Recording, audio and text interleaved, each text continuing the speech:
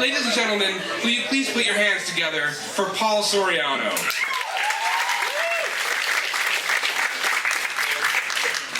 There has only been one 50-year period in all of human history where people did not risk death by having sex. And that was between 1929 and 1959, between the time we discovered that penicillin cured gonorrhea and syphilis, and 1979, when we started to see the first cases of AIDS. From flapper girls to the sexual revolution, I came of age in New York City at the height of the sexual revolution. You would think that coming out in this period of time would have been easy, but it wasn't for some reason. My life at this time was defined by two people.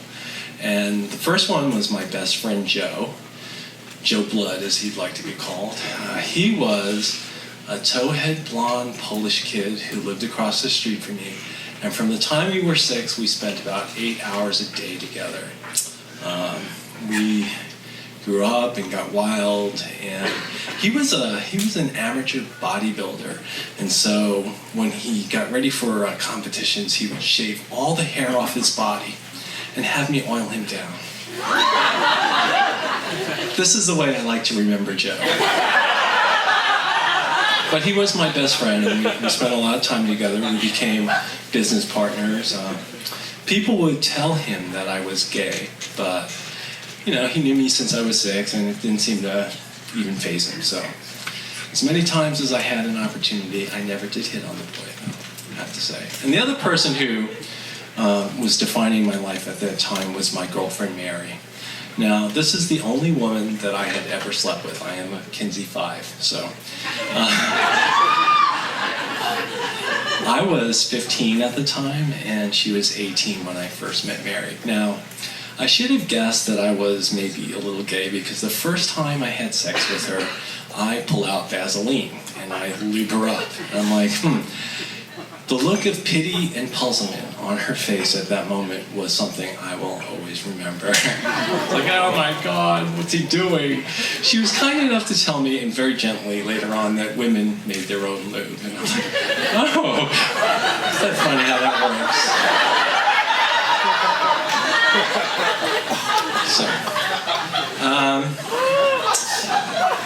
This was the life I would lead. I was a kid in New York City growing up in the 70s.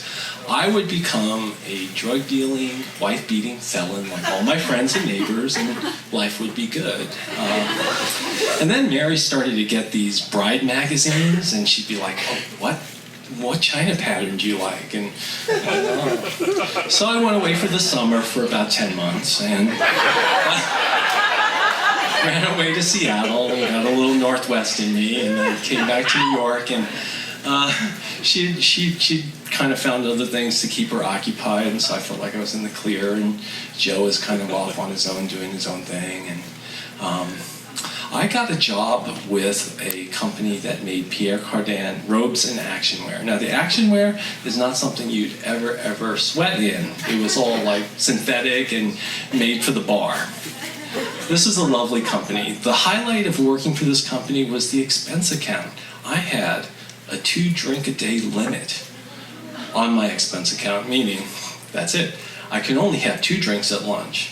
One of the most wonderful things about working at this place was the wet bar in the conference room. This was the 70s. I love it. It was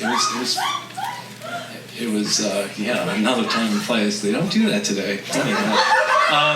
So the receptionist there introduced me to Valium, and I would buy them by the hundreds. I did not even count them. I would put them in a Tic Tac case, and all day long I'd be like, booze and pills. Love it. The other thing that was going on in New York at the time was the discotheque, and so I started going to clubs and working for this great company and booze and pills, and I went to this great disco, and it was called Infinities. It was in the Lower West Side, and it was a place where you would be let in at 10 o'clock in the evening, and they would keep the door closed until 2, so you weren't allowed out. Now, this is about 4,000 square feet of dance floor, okay, in the middle of the summer, and you're not allowed out. There's no place to sit down. There's a mezzanine above you with mattresses strewn all about, and no lights. All you hear is in the background. I love this place. So, I've been going there for a couple of times, and there was this one drag queen. Now, she was fascinating to me. She would take her purse and put it by a mirror, and then she would do a little dance, and no matter how thumpa the music was, she'd always be like really nice and slow, never keeping her eyes off that purse. She's just like, oh yeah. And then she'd pick up the purse and she'd move it about 5 feet down, and she'd get in front of the mirror and she'd do this all over again, time and time again, never leaving. And I only realized later on she probably had her drugs in her purse. It's like, don't you go near that. I loved her. And so one night, hot as hell inside, 2 o'clock rolls around. I go outside, get some air, and from the corner of my eye, I can see the sequins of her dress. Just like a little flash, ooh, shiny. And so I turn around and I follow her. She's starting to walk away. I started to follow her. And funny thing was, she really got a good clip going in those heels. Oh my God, I was like, so rushing through. It's 2 o'clock in the morning on a hot summer night in New York City. It's 1977. The Bee Gees, remember them? Yeah. It's going in that Donna Summers, Ring My Bell. You can hear it all over the city. It was really kind of wonderful. And she turns the corner, and there is Christopher Street. Now, for those of you who don't know what Christopher Street was, it was probably one of the first gay ghettos ever. And I turn the corner, and I'm like, damn, Toto, we are not in Kansas. I had followed my white rabbit, and she led me to Wonderland. She ducked into a bookstore that was kind of, you went downstairs, and there was a bouncer in front of it. And I never went in that bookstore. That was scary.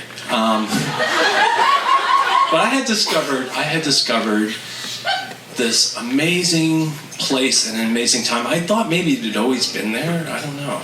It was astonishing to me. There were boys holding hands with boys. There were muscle daddies, drag queens, dykes on bikes, rainbow flags. It's 2 o'clock in the morning, and things are just beginning to happen. People are crazy. They're half naked. It's hot out, and everyone's in love. And this would form in me the central idea of my life for many, many years to come. I was a gay supremacist. I did not believe in equality. I believed we were better, and I'll tell you what. I saw in this community an opportunity to recreate the paradigm of what family meant. Here, in the middle of the night, were people who loved each other without regards to so many other barriers. There were rich people with poor people, young people with old people, people just loving all over the place. It was just crazy.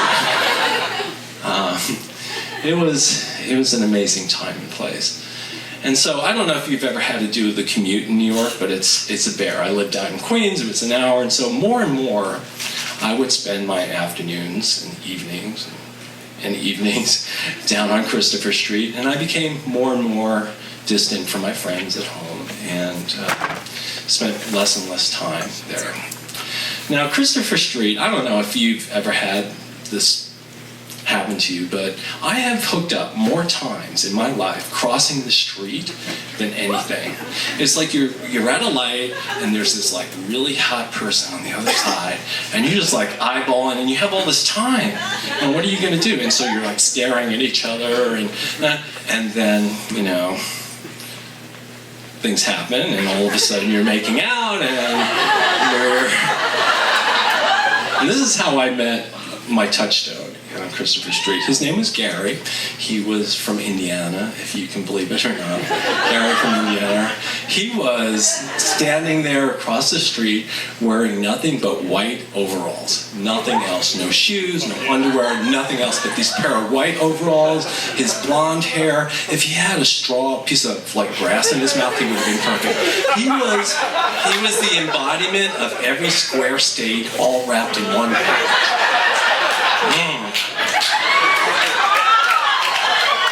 I did not make it across the street. We were making out in the middle of the street, and then we got into a cab, we were at his house, and that's another story. But it was a magical time, and he was my touchstone, and we had a lot of fun together, actually. You know, when we didn't have a place to fuck, we would go down to this high school that was in a ship at the end of Christopher Street at the pier, and it was parked there. There was a little park in front, and we'd go to this little park right in front of this high school, not during the day, in the middle of the night, and I would fuck him right there. Just pull down his pants, and now the West Side Highway was right above us, and so it's the middle of the night, and there's traffic all around, and here I am, right in the middle of the street, right in the middle of this park, with this guy's pants down. It was a special time, and you know, it was. No one noticed, no one cared. It was like, wow, this is great. We love the sexual revolution. Across the street, there was this bar, and this was my big education in life. There was a bar. It was called the Ramrod, and just recently closed in New York. You know it, huh? Okay, so there's this big leather daddy at the door, and so I have my new Calvin Kleins on and a wife beater, and it's like, I'm looking hot. And he tells me at the door, he says, well, you can enter, but you have to wear leather or you don't wear anything at all. And Gary's behind me, and I'm like, I'm stuck because I have to be the man, and so there is my 17-year-old naked ass in a New York leather bar, just hanging out and getting the education of a lifetime. That was an education.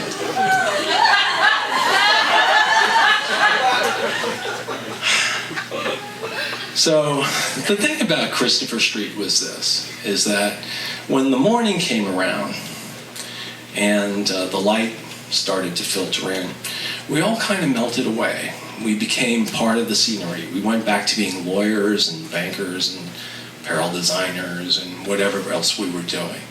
And as many people as I had relations with, if you want to call it that, I never really saw anyone more than once. Only one person, and that was Gary. And this was making the pills and booze all the more attractive to me. I want you to know that one of the worst feelings in the world is to wake up on a gurney tied to it with a catheter. I had been doing so many pills that apparently that's what happened. It was a troubling time for me, and the more I got into this world, the less I saw my friends, Mary and Joe, and the more I realized that I'd been living two very, very different lives, and somewhere along the line, I needed to make those come together. I think the nail for me, the real turning point, was waking up 2 days later, also on a gurney tied with a catheter, and that's when I realized it was time to go. And so I had one more chance to visit Christopher Street after that. It'd been a week. In a week's time, I would be in Portland and away from all of this and a new person altogether. But I did go to Christopher Street one last time. It was October, and it was probably mid-morning, about 10 o'clock. The streets were kind of empty. It was a Sunday. All of our friends were starting to get sick. And I saw Gary. Gary was walking down the block, getting into a cab. And he saw me, and there was this twinkle in his eye, and he smiled. But he was far away. In the desolate streets, and a cold wind blowing up my back. Nothing would ever be the same again.